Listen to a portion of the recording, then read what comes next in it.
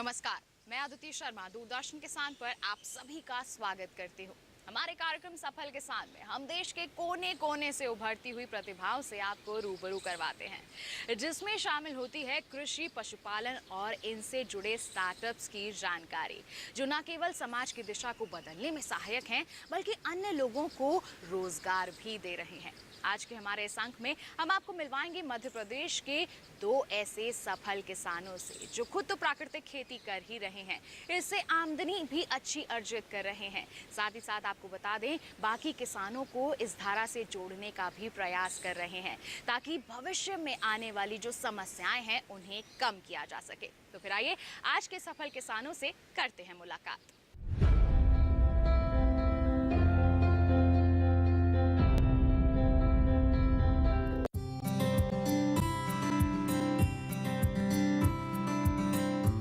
झाबुआ मध्य प्रदेश का एक जिला है जो पश्चिमी मध्य प्रदेश में गुजरात के दाहोद, राजस्थान के बांसवाड़ा और मध्य प्रदेश के धार, अलीराजपुर व रतलाम जिलों से घिरा है, जो कि आदिवासी बाहुल्य जिला है। यहाँ मुख्य रूप से भील और भिलाला आदिवासी जातियाँ रहती हैं। कृषि के साथ साथ यहाँ के लोग हस्तशिल्प, जिसमें बांस से बनी वस्तुएं, खिलौने, आभूषण आदि बनाते हैं। हालांकि कुछ सालों से यहाँ के निवासियों ने अपने तौर तरीकों में काफी बदलाव किया है। एक समय पड़ोसी राज्यों में पलायन को मजबूर किसान अब खेती करके काफी समृद्ध हो रहे हैं। ऐसे ही एक किसान है नरसिंहपुरा गांव के दल सिंह परमार जी, जिनकी सफलता हमें दिल्ली से करीब 900 किलोमीटर दूर खींच ले गई। करीब 15 घंटों का सफर करके हम झाबुआ पहुँचे, जहाँ दल सिंह जी अपने खेत में सेवाएं दे रहे थे। हमारी टीम को देखकर वे बेहद खुश हुए और बातचीत के दौरान अपनी खेती के बारे में बताने लगे। इस समय वो करीब 8 बीघे के खेतों को सींचकर परिवार का भरण पोषण कर रहे हैं। हालांकि पहले इतनी ही भूमि से परिवार का गुजारा मुश्किल से चलता था। खेती से होने वाले लाभ का एक बड़ा हिस्सा रासायनिक खाद में खर्च हो जाता था। उसके बाद भी उपज में कमी और मिट्टी की गुणवत्ता गिरती जा रही थी। इस समस्या के समाधान में दल सिंह जी कृषि विज्ञान केंद्र की शरण में आए, जहां से उन्हें मुकम्मल राह मिली। हमारी खेती है ने करीब 8-8 बीघे है सर। 8-8 बीघे में हमने 2 बीघे प्रगति खेती करता हूँ मैं। हमारे पास पशु भी है, 2 भैंस भी है और 4 गाय भी है, 2 बैल भी है। तो उसका उपयोग हम करते हैं कि खाद में भी उपयोग कर रहे हैं, जैविक खाद भी बना रहे। जैविक खाद बना के हम 2 बीघे में डाल रहे हैं, दूसरा खाद दूसरी जगह में भी डाल रहे हैं हम, और 2 बीघे में हम पूरा जैविक कर रहे हैं। प्रगति खेती में आ गई है। झाबुआ से कृषि विभाग केंद्र आया करते वो KBK सब, तो फिर हमने इकट्ठे करके फिर हमको सिखा दिए, ये बनाओ ये बनाओ ये बनाओ। तो हमने लगभग 2-3 बीघे में तो कर रहे हैं प्रगति खेती के लिए। तो हमने सामान जैसे तैयार किया, कौन सी पत्तियों से जीव मरेगा, कौन सी पत्तियों से खाद बनेगा, वो हमने सब एक्टिव कर ली। एक्टिव करके फिर बता दिया कि ये गाय गोबर से, देसी गाय से खाद बनेगा। तो हमने वो एक्टिव करी। तो फिर कृषि विज्ञान केंद्र को बुलाया, तो फिर हमको ये सिखा दिए सब। तो सब वस्तु हमने ये बना के रखी, और ये हमने जब खेतीबाड़ी में कीड़े पड़ जाते हैं ना, उस समय हम खेतीबाड़ी में डालने के लिए जाते।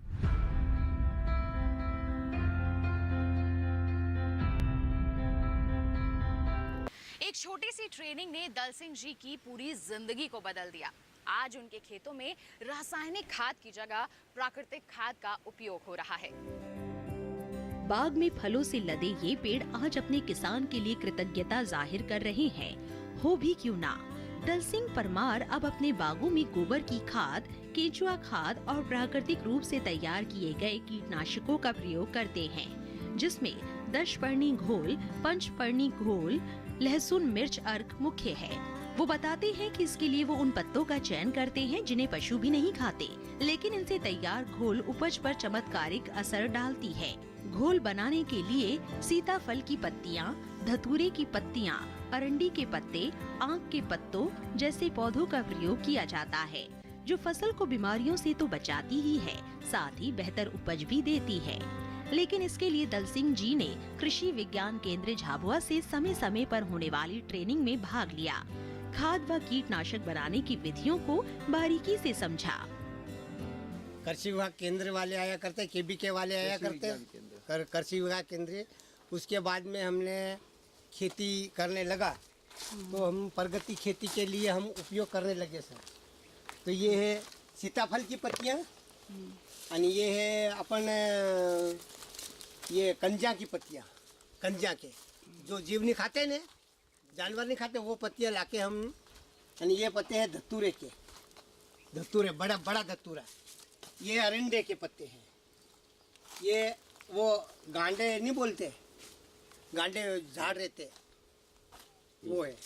और ये आकड़े की पत्तियां हैं, उसको हमने सब में उसे इस डब्बे में रखे सर, इस डब्बे में डाले, ये डब्बे में डाले तो ये हमारे बगीचे लिए दवाई हो गई, बगीचे में साटने के लिए ये दवाई बनाते हैं उसकी। और ये अब ये तैयार किया सर हमने, ये गुड़ है, ये बेसन है और ये गौमूत्र है सर, गौमूत्र है और ये गोबर, ये पानी सोखा, ऐसे करके हमने ये दवा बना रखी। तो ये हमारे कृषि विभाग केंद्र आया करते हैं यहाँ केबीके वाले, उसने हमको सिखा दिया। इसको सीधा हाथ से हिलाना है सर, इसको सीधा हाथ से हिलाना, उसको फिर साटना है, टंकी में रख के बगीचे में साटना है। और ये सोखा नीम का पानी है सर, नीम की पत्तियां का हमने ये बना दिया था अभी बगीचे में देने के लिए। कड़वापना हो जाएगा उसके बाद हम साटेंगे। ये बड़की मिट्टी भी इसमें जाएगी, खसा खाद वाले में जाएगी। और अभी है ने, अब मिर्ची वाला प्रोजेक्ट हमें इसमें किया था, वो साट दिया, अभी थोड़ा नमूना है और बनाने के लिए हमने ये रखा है। झाबुआ का कृषि विज्ञान केंद्र जिले में बदलती खेती की तस्वीर की असली वजह है। साल 1985 में इसकी स्थापना की गई। अपनी स्थापना के बाद से ही केंद्र लोगों को नई जानकारी देने के लिए प्रयासरत है। कृषि विज्ञान केंद्र की स्थापना, जैसा हम सभी लोग जानते हैं, दूरस्थ और पिछड़े हुए जिलों में पहले से की गई थी। इसकी स्थापना 85 में की थी, क्योंकि ये आदिवासी जिला होने के साथ साथ यहाँ की जो पॉपुलेशन है वो करीब 90% आदिवासी है और यहाँ पर लोगों में ज़्यादा कृषि के बारे में ज्ञान नहीं था। आज हम ये देखते हैं कि झाबुआ में ऐसा देख के नहीं लगता कि ये बहुत पिछड़ा हुआ जिला है, कृषि के उद्देश्य के हिसाब से काफ़ी एडवांस है। जैसा कि हम सब जानते हैं, कृषि विज्ञान केंद्र का काम है ट्रांसफर ऑफ टेक्नोलॉजी, तकनीकी का हस्तांतरण, तो वो हम लोग पिछले करीब 35 साल से कर रहे हैं। और आज इस केंद्र को, मतलब आप ये मानिए कि यहाँ पर वो सभी यूनिट, मतलब होता ये है कि सिर्फ मुँह से बोल के बताना या किसान को करके दिखाना। तो हमने कृषि विज्ञान केंद्र पर हमने यहाँ पर गोटरी, पोल्ट्री, कड़कनाथ यूनिट, दूसरा ये vermi compose unit, poly house, पहाड़ पर कैसे खेती की जा सकती है, बीज उत्पादन कैसे कार्यक्रम लिया जाता है, ये सब जानकारी हम लोग यहाँ पर पिछले करीब 35 साल से बदल के गांव में अलग अलग विकास खंडों में लगातार देते आ रहे हैं। और उसी का आज परिणाम है कि झाबुआ जिले में यहाँ खेती को काफ़ी अच्छी तरीके से लोग कर रहे हैं और खेती को लाभ का धंधा बना हुआ है।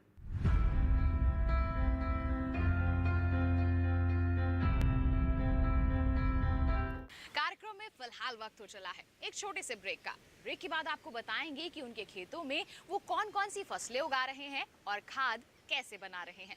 बने रहिए दूरदर्शन किसान पर, देखते रहिए कार्यक्रम सफल किसान।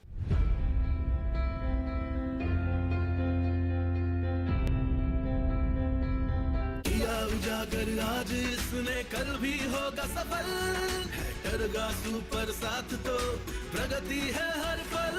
2 दशकों से किसानों का सबसे भरोसेमंद खरपतवार नाशक सुपर का भरोसे का नाम टरगा सुपर।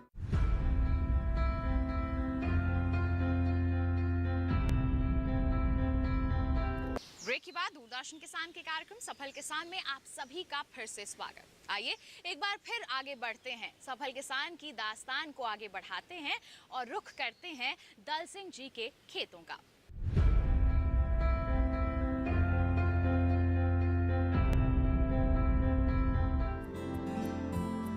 दल सिंह जी अपने खेतों में पारंपरिक फसलों के स्थान पर बागवानी कर रहे हैं। हालांकि पहले वो भी पारंपरिक खेती ही किया करते थे, लेकिन कृषि विज्ञान केंद्र की सलाह पर उन्होंने बागवानी की तरफ कदम बढ़ाए। इस समय उनके बागों में अमरूद, चीकू, पपीता, आम, अनार के पेड़ लगे हुए हैं। बागवानी के साथ वो समय समय पर सब्जी फसलें भी उगाते हैं, जिससे घर की जरूरतें भी पूरी हो जाती है और नकदी आय भी होती रहती है। दल सिंह जी ने खेत का कुछ हिस्सा पारंपरिक फसलों के नाम कर रखा है, जिसमें गेहूं, कपास, मक्का, सनई उगाया जाता है।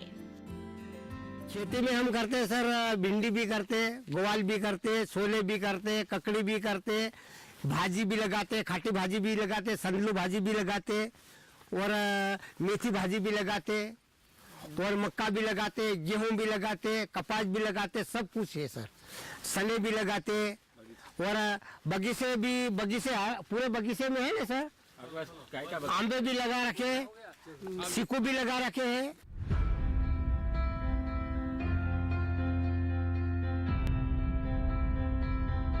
पिछले कई वर्षों की अगर हम बात करें तो दल सिंह जी ने जितनी भी फसलें अपने खेतों में लगाई हैं, उनका भरपूर उत्पादन मिला है उन्हें। वजह है वर्मी कंपोस्ट का उपयोग।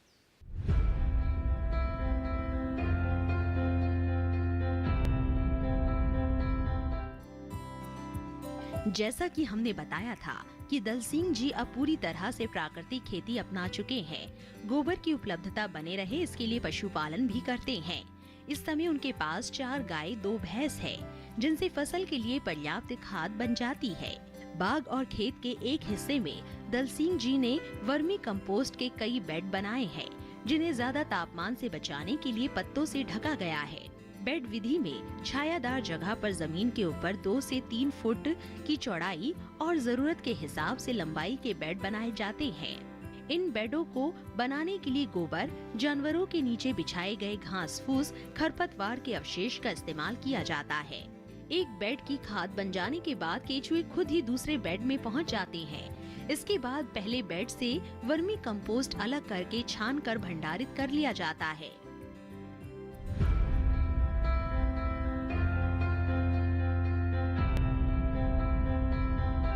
आज के हमारे सफल किसान वर्मी कंपोस्ट को छानने के लिए एक विशेष मशीन का उपयोग करते हैं। ये मशीन कैसे काम करती है, आइए जानते हैं।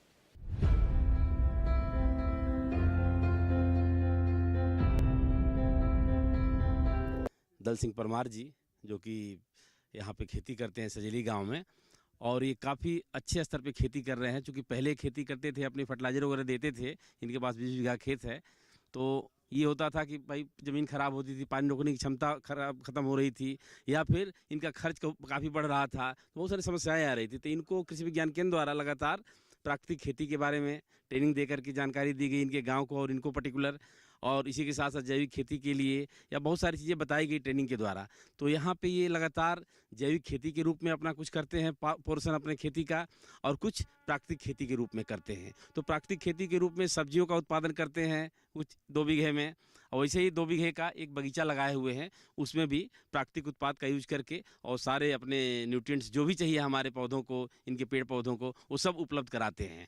इससे इनका ये हुआ, और बताने का तात्पर्य लगातार ये रहा, हम लोग फीडबैक लेते हैं तो ये लगातार बताते हैं हमारे दल सिंह परमार जी कि नहीं साहब, काफ़ी 2-4 सालों में काफ़ी हमको अंतर हुआ, पैसा हमारा कम खर्च हो रहा है लगातार, और आमदनी हमारी बढ़ रही है, हमारे खेत भी सुधरे हुए हैं, पानी रोकने की क्षमता भी बढ़ रही है, तो हमारे खेत में पोषक तत्वों की मात्रा ज़्यादा से ज़्यादा हो रही है, हमारी फसल अच्छी हो रही है।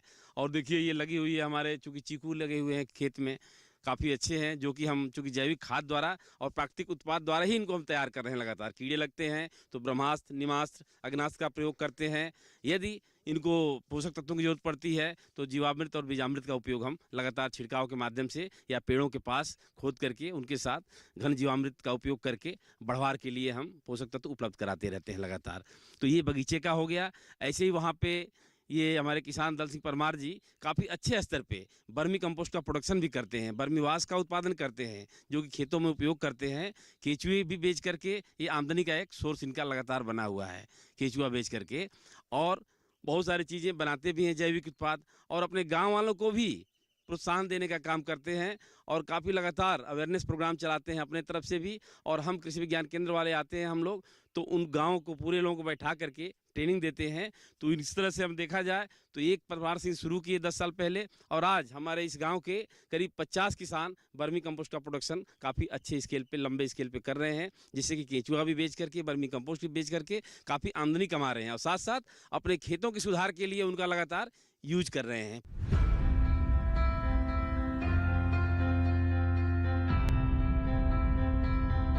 इसी के साथ कार्यक्रम में वक्त हो चला है एक और छोटे से ब्रेक का। आप कहीं मत जाइए, ब्रेक के बाद हम आपको मिलवाएंगे हमारे दूसरे सफल किसान से। बने रहिए दूरदर्शन किसान पर, देखते रहिए कार्यक्रम सफल किसान।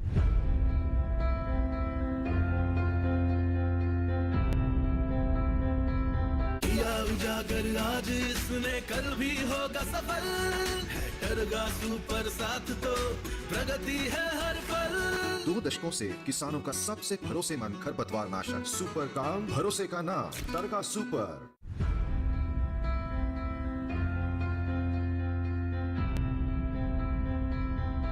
ब्रेक के बाद दूरदर्शन किसान के कार्यक्रम सफल किसान में आप सभी का फिर से स्वागत है। जैसा कि हमने जिक्र किया था कि अब हम रुख करेंगे हमारे दूसरे सफल किसान का। वैसे तो इनके पास छोटी जोत है, लेकिन इन्होंने कई विधाओं को शामिल किया हुआ है, जिससे ये अच्छा मुनाफा अर्जित कर रहे हैं।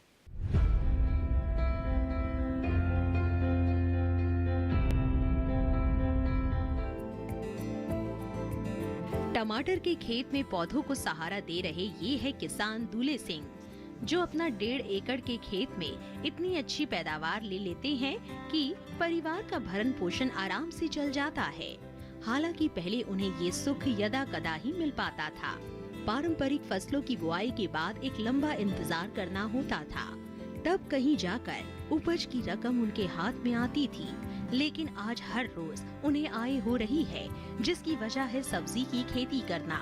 इस समय दूले सिंह अपने खेत में भिंडी, टमाटर, बैंगन, मिर्च, लौकी, तोरई जैसी सब्जियां उगा रहे हैं, जिनकी बाजार में हमेशा मांग बनी रहती है और समय समय पर की गई तुड़ाई उन्हें उनके परिवार की जरूरतें पूरी करती रहती है।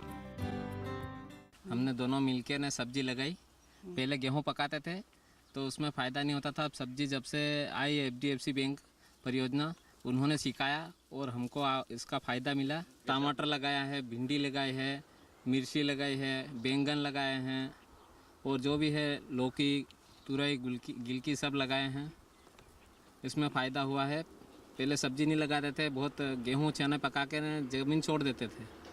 अब बहुत फ़ायदा हुआ है और KVK वालों ने अपने को ट्रेनिंग दी, उसमें भी फ़ायदा हुआ।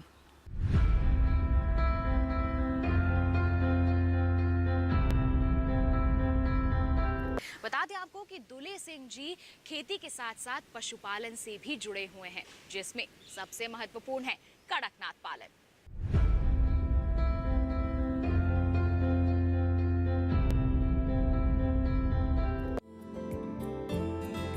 कड़कनाथ झाबुआ की पहचान है। भारत सरकार द्वारा 30 जुलाई 2018 को कड़कनाथ को GI टैग दिया गया। ये मध्य प्रदेश के झाबुआ जिले की विशेषता है।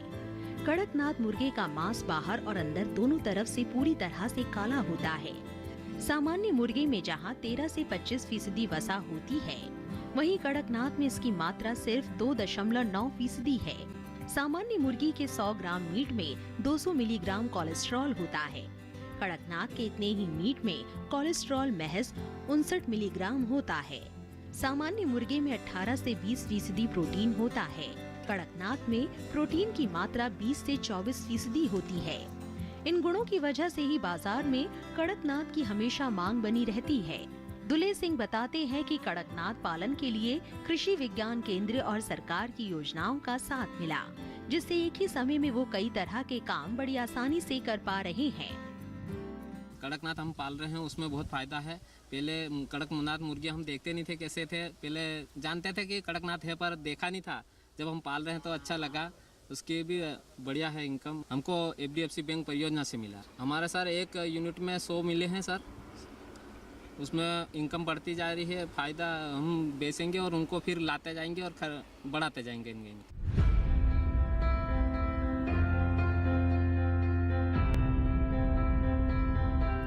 किसी ने सच ही कहा है कि ये छोटा सा बदलाव बड़ी सफलता दिलवा सकता है, और ये संभव कर दिखाया है हमारे दोनों ही सफल किसानों ने, जिसमें अहम भूमिका रही है केवीके की भी। जी हाँ, इसकी भूमिका को नजरअंदाज नहीं किया जा सकता। तो आज के हमारे इस कार्यक्रम में आपने मुलाकात की हमारे सफल किसानों से। ऐसे ही प्रेरणादायी किसानों की दास्तानें हम आपके लिए लेकर आते रहेंगे और आपके हौसले को बढ़ाते रहेंगे। इसी के साथ बता दें, आज के कार्यक्रम में बस इतना ही। अगर आप दोबारा देखना चाहते हैं हमारा ये कार्यक्रम तो रुक कर सकते हैं हमारे YouTube चैनल का, या फिर कोई दास्तान हमसे साझा करना चाहते हैं तो ईमेल कर सकते हैं। safalkisandd@gmail.com हमारी ईमेल आईडी है। यदि आप पत्र लिखना चाहते हैं तो हमारा पता नोट कर सकते हैं। हमारा पता है सफल किसान, कमरा नंबर 110, CPC दूरदर्शन, खेलगांव, नई दिल्ली 110049। तो इसी के साथ किसान भाइयों बहनों, आज के लिए बस इतना ही। अगले अंक में फिर होंगे हाजिर, तब तक के लिए दीजिए इजाजत, लेकिन आप बने रहिए दूरदर्शन किसान पर। नमस्कार।